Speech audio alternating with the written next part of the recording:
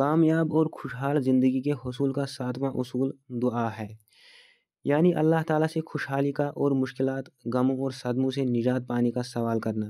کیونکہ خوشحالی کے تمام خزانوں کی چابیاں اللہ رب العزت ہی کے پاس ہیں اور مصائب و آلام سے نجات دینے والا اس کے سوا اور کوئی نہیں۔ اور بندہ مومن جب اللہ تعالیٰ کے سامنے اپنے دونوں ہاتھ اٹھاتا ہے تو اللہ تعالیٰ کو شرم آتی ہے کہ وہ انہیں خالی لٹا دے، جیسا کہ سنن ابو داؤد، ترمذی، ابن ماجہ، مسند احمد، مستدرک حاکم کی صحیح حدیث سے ثابت ہے۔ چنانچہ حضرت سلمان فارسی رضی اللہ عنہ بیان کرتے ہیں کہ رسول اللہ صلی اللہ علیہ وسلم نے ارشاد فرمایا، ان اللہ حی کریم یستحی اذا رفع الرجل الیہ یدیہ ان یردہما صفرا خائبتین۔ ابن ماجہ۔ بے شک اللہ تعالیٰ حیا کرنے والا اور نہایت مہربان ہے، اور کوئی آدمی جب اس کی طرف ہاتھ بلند کرتا ہے تو اسے حیا آتی ہے کہ وہ انہیں خالی واپس لوٹا دے۔ دعا کرنے سے 3 فوائد میں سے ایک فائدہ ضرور ملتا ہے۔ اللہ تعالیٰ دعا کرنے والے کا سوال پورا کر دیتا ہے، یا اس کی دعا کو اس کے لیے ذخیرہ آخرت بنا دیتا ہے، یا آنے والی کسی مصیبت کو ٹال دیتا ہے۔ اور یہ بات بھی سنن ترمذی اور مستدرک حاکم کی ایک صحیح حدیث سے ثابت ہے۔ چنانچہ حضرت عبادہ ابن صامت رضی اللہ عنہ بیان کرتے ہیں کہ رسول اللہ صلی اللہ علیہ وسلم نے ارشاد فرمایا، ما علی الارض مسلم یدعو اللہ تعالی بدعوۃ الا آتاہ اللہ ایہا او صرف عنہم من السوء مثلہا ما لم يدعو باسم او قطیعۃ رحم۔ فقال رجل من القوم اذن نکسر، قال اللہ اکثر۔ خطۂ زمین پر پایا جانے والا کوئی مسلمان جب اللہ تعالیٰ سے کوئی دعا کرتا ہے تو اللہ تعالیٰ اسے اس کی طلب کی ہوئی چیز دے دیتا ہے، یا اس جیسی کوئی مصیبت اس سے ٹال دیتا ہے، بشرطے کہ وہ گناہ یا قطع رحمی کی دعا نہ کرے۔ یہ سن کر لوگوں میں سے ایک شخص کہنے لگا، تب تو ہم زیادہ دعا کریں گے۔ تو رسول اللہ صلی اللہ علیہ وسلم نے فرمایا، اللہ اور زیادہ عطا کرے گا۔ اور ادب المفرد امام بخاری میں حضرت ابو سعید خدری رضی اللہ عنہ بیان کرتے ہیں کہ رسول اللہ صلی اللہ علیہ وسلم نے ارشاد فرمایا، ما من مسلم یدعو لیس باسم ولا بقطیعۃ رحم الا اعطاہ احدی ثلاث، اما ان یعجل له دعوتہ واما ان یدخرها له فی الآخرہ واما ان یدفع عنہ من السوء مثلہا۔ قال اذا نکسر، قال اللہ اکثر۔ کوئی مسلمان جب کوئی ایسی دعا کرتا ہے کہ جس میں گناہ یا قطع رحمی نہیں ہوتی تو اللہ تعالیٰ اسے 3 میں سے ایک چیز ضرور عطا کرتا ہے، یا اس کی دعا جلدی قبول کر لیتا ہے، یا اسے ذخیرہ آخرت بنا دیتا ہے، یا اس جیسی کوئی مصیبت اس سے دور کر دیتا ہے۔ ایک صحابی رضی اللہ عنہ نے کہا، تب تو ہم زیادہ دعا کریں گے۔ تو رسول اللہ صلی اللہ علیہ وسلم نے فرمایا، اللہ اور زیادہ عطا کرے گا۔ اس لیے دعا ضرور کرنی چاہیے اور کوئی واسطہ ڈھونڈے بغیر براہ راست اللہ سے کرنی چاہیے، کیونکہ سورہ بقرہ میں اللہ تعالیٰ کا فرمان ہے، وَإِذَا سَأَلَكَ عِبَادِي أَنِّي فَإِنِّي قَرِيبٌ أُجِيبُ دَعْوَةَ الدَّاعِ إِذَا دَعَانِ۔ سورہ بقرہ آیت نمبر 186۔ اور جب میرے بندے آپ سے میرے متعلق پوچھیں تو انہیں کہہ دیجئے کہ میں ان کے قریب ہی ہوں، کوئی دعا کرنے والا جب مجھے پکارتا ہے تو میں اس کی دعا قبول کرتا ہوں۔ اس لیے جو قریب ہے اور پکار کو سن سکتا ہے اور سن کر قبول بھی کرتا ہے اور پھر مدد کرنے پر بھی قادر ہے، صرف اسی کو پکارنا چاہیے اور اسے چھوڑ کر کسی دوسرے کو نہیں پکارنا چاہیے۔ دعا اس کی قبولیت کے اوقات میں کرنی چاہیے، مثلاً سجدے کی حالت میں، اذان اور اقامت کے درمیان، یوم جمعہ کو عصر کے بعد سے لے کر مغرب تک کے دوران، اور خاص طور پر رات کے آخری حصے میں، جبکہ اللہ تعالیٰ آسمانی دنیا پر تشریف لا کر کہتا ہے، من یدعونی فاستجیب لہ، من یسألنی فاعطیہ، من یستغفرنی فاغفر لہ۔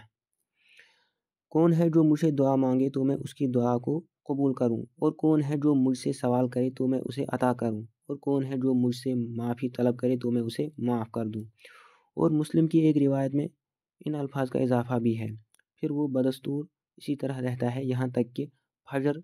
روشن ہو جائے۔ صحیح مسلم کی ایک حدیث میں حضرت جابر بن عبداللہ رضی اللہ عنہ بیان کرتے ہیں کہ رسول اللہ صلی اللہ علیہ وسلم نے ارشاد فرمایا،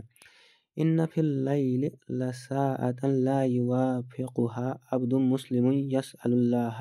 خیرا من امر الدنیا والآخرۃ الا اعطاہ ایاہ وذلک کل لیلہ۔ بے شک ہر رات میں ایک گھڑی ایسی آتی ہے کہ جس میں کوئی بندہ مسلمان اللہ تعالیٰ سے دنیا و آخرت کی کوئی بلائی طلب کرے تو اللہ تعالیٰ اسے وہ بلائی عطا کر دیتا ہے، اور دعا میں دنیا و آخرت دونوں کی خیر و بلائی کا سوال کرنا چاہیے، جیسا کہ صحیح مسلم میں وارد نبی صلی اللہ علیہ وسلم کی یہ دعا ہے، اللہم اصلح لی دینی الذی هو عصمت امری واصلح لی دنیای التی فیہا معاشی واصلح لی آخرتی التی فیہا معادی واجعل الحیاة زیادة لی فی کل خیر واجعل الموت راحة لی من کل شر۔ اے اللہ، تو میرا دین میرے لیے سنوار دے جو کہ میرے معاملے کے لیے تحفظ ہے، اور میرے لیے میری دنیا کو بھی ٹھیک کر دے جس میں میری گزران ہے، اور میرے لیے میری آخرت کو بھی بہتر بنا دے جس میں مجھے لوٹ کر جانا ہے، اور میری زندگی کو میرے لیے ہر خیر میں اضافے کا باعث بنا، اور میری موت کو میرے لیے ہر شر سے راحت بنا۔ قارئین کرام، اب یہاں وہ دعائیں یاد فرما لیجئے جو خاص طور پر پریشانی کے عالم میں بار بار پڑھنی چاہیے، اور جن کا پڑھنا صحیح و حسن احادیث میں رسول اللہ صلی اللہ علیہ وسلم سے ثابت ہے۔ پریشانی اور صدمے کے وقت کی دعائیں۔ حضرت اسماء بنت امیس رضی اللہ عنہا کو آپ صلی اللہ علیہ وسلم نے پریشانی کے وقت یہ دعا پڑھنے کی تلقین کی، اللہ ربی لا اشرک بہ شیئا، اللہ ہی میرا رب ہے، میں اس کے ساتھ کسی کو شریک نہیں بناتا۔ حضرت ابن عباس رضی اللہ عنہما کہتے ہیں کہ نبی صلی اللہ علیہ وسلم پر پریشانی کے وقت یہ دعا پڑھتے تھے، نبی صلی اللہ علیہ وسلم پریشانی کے وقت یہ دعا پڑھتے تھے، لا الہ الا اللہ العظیم الحلیم، لا الہ الا اللہ رب العرش العظیم، لا الہ الا اللہ رب السماوات و رب الارض و رب العرش العظیم۔ اللہ کے سوا کوئی معبود برحق نہیں، وہ عظمت والا اور بردبار ہے۔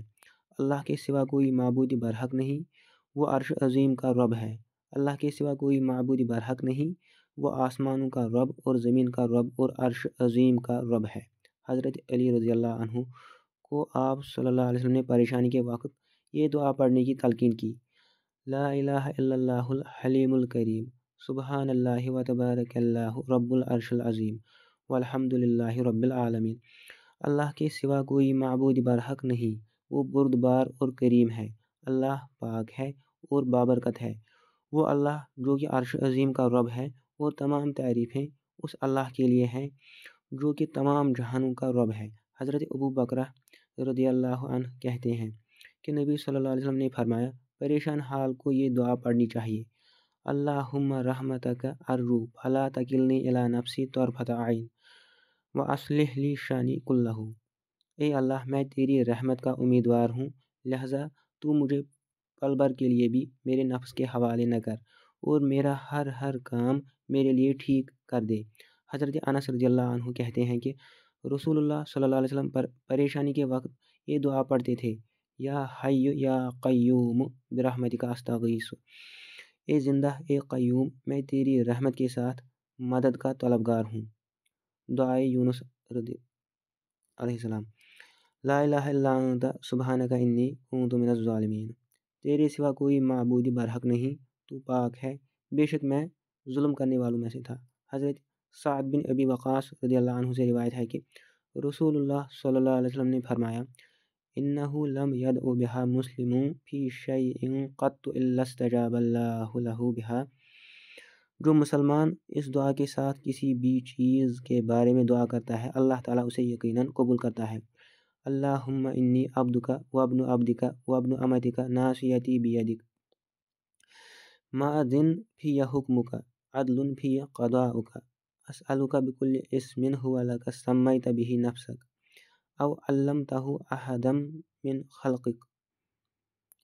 او انزلتہ فی کتابک أو استأثرت به في علم الغيب عندك أن تجعل القرآن ربيع قلبي ونور صدری وجلاء حزنی وذهاب ہمی۔ اے اللہ، بے شک میں تیرا بندہ ہوں اور تیرے بندے اور تیری بندی کا بیٹا ہوں۔ میری پیشانی تیرے ہاتھ میں ہے، میرے بارے میں تیرا حکم جاری ہے، میرے بارے میں تیرا فیصلہ عدل والا ہے۔ میں تجھ سے تیرے ہر نام کے ساتھ سوال کرتا ہوں جس کے ساتھ تو نے اپنا نام رکھا، یا تو نے اسے اپنی مخلوق میں سے کسی کو سکھلایا، یا تو نے اسے اپنی کسی کتاب میں اتارا، یا تو نے اسے اپنے پاس علم غیب میں ترجیح دی کہ تو قرآن مجید کو میرے دل کی بہار بنا اور میرے سینے کا نور اور میرے غم کی جلا اور میری پریشانی کو ختم کرنے والا بنا دے، اور میرے غم کی جلا اور میری پریشانی کو ختم کرنے والا بنا دے۔ اس دعا کی فضیلت میں حضرت عبداللہ بن مسعود رضی اللہ عنہ روایت کرتے ہیں کہ رسول اللہ صلی اللہ علیہ وسلم نے فرمایا، جس شخص کو حزن و ملال پہنچے پھر وہ یہ دعا کرے تو اللہ تعالیٰ اس کے حزن و ملال کو ختم کر دیتا ہے اور اس کی پریشانی کو دور کر کے کشائش عطا فرما دیتا ہے۔